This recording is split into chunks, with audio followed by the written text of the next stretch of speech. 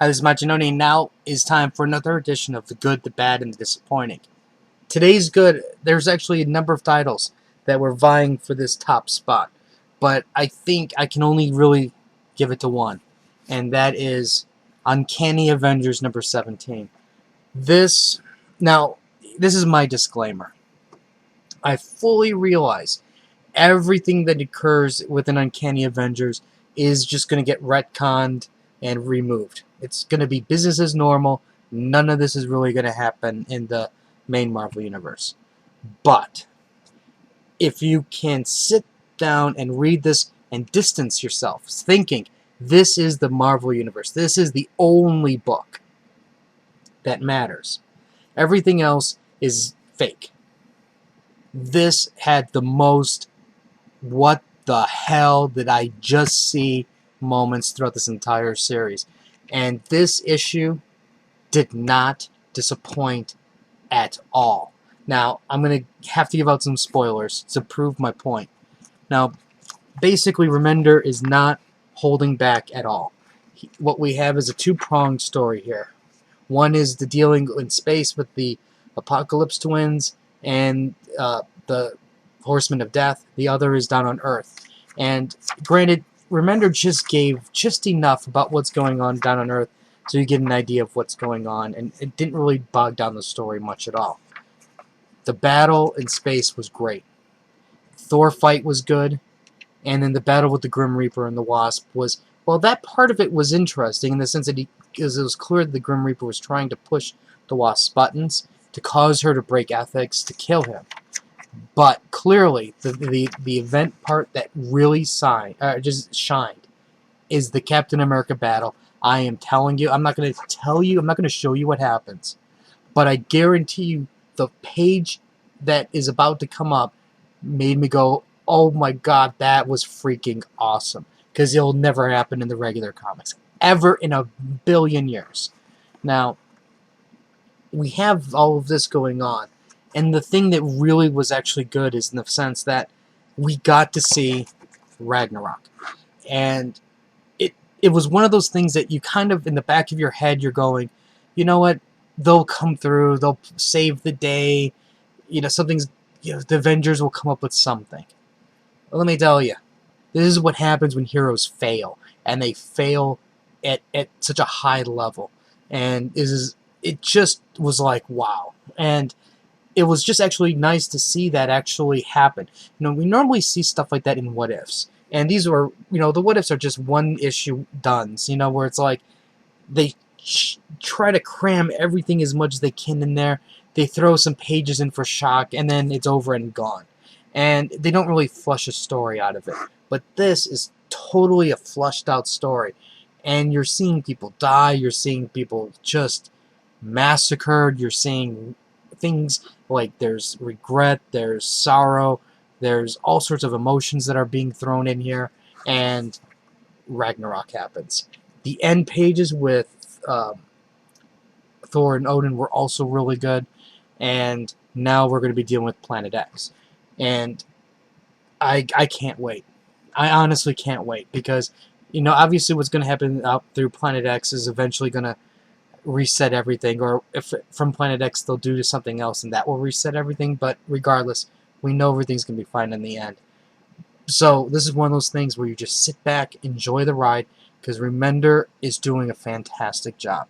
I don't think anybody else really could write a story like he has been, and I just love how the story started way back in X-Force. It's a fantastic read.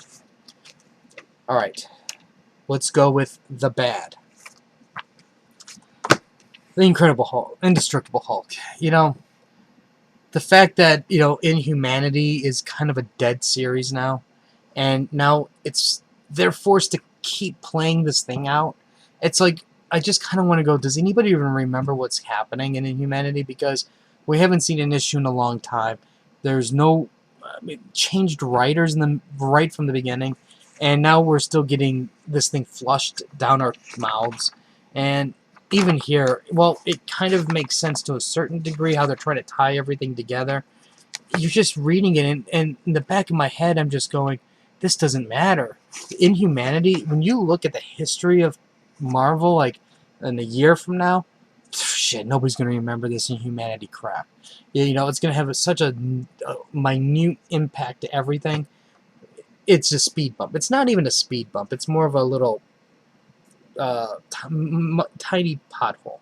And this book just was, you know, it's just not even, you know, it's like one of those things where it's like you can tell that they're just going through the motions to just get the story done. You know, it's like there's Banner's, one of Banner's lab assistants is turned into this Hulk-like creature, and then the Hulk has to try to stop him, but yet they're, you know, he's a lab, you know, fellow lab employee, and you can't really hurt him, so he's trying to save him at the same time. And it's kind of like, how many times have we seen this type of story before? And, you know, I'm just like, I'm kind of done with it. You know, like, Wade's a better writer, so I kind of maybe even expect more from him. And, you know, maybe if you didn't have to bog this thing down with Inhumanity, I would probably like this a little bit better. But as it stands now, this is just bad. This was just a completely bad read. Now for the disappointing. And what can we say about Justice League Dark that we aren't all thinking? This is... It's just... I guess you could say it's just such a disappointment. You know, it's like, why are you even putting Forever Evil? You know, you try to tie the villains in with the Crime Syndicate, and I'm like, bullshit. You know, I'm calling it what it is. This is a very thinly laid connection, just so this way they can throw Forever Evil on top. They can tie this Justice League with all the other Justice Leagues. Now, personally, if maybe you showed some of the Crime Syndicate in these issues, and they made a more predominant role, maybe I would be like, hey, now we're talking. But it's not. You know, this storyline is still connected to what was going on with that, you know, earlier storylines. You know, and I'm like, you know, because you were dealing with the Constantine's, you know, original master guy who taught him magic, you know, and I'm like, and the Necro's in here, and I'm like, you're just taking the old plot threads and you're tying them into Forever Evil. And how about where's the evil Constantine? You know, the Crime Syndicate version of Constantine. Where's the Crime Syndicate version of Zatanna? You throw something like that in here, and then I go, this is a true crossover. But this is just a marketing toy, so this way they can get us to buy. And, you know, I'm so happy I did not buy all these other filler crap, because that's all that stuff was just crap. I mean, please, Forever Evil. I bah in your general direction. The story, you know, this is a love story between Constantine and what's her name? That's all it is, Zatanna. That is what this issue is, and it's basically the love fest between the two. So, I guess that is evil if Constantine shows a good side. But, anyways, that's the good, the bad, the disappointing. Like and share. Facebook, Crunchyroll Anime Reviews. I'll have more reviews later. Until next time.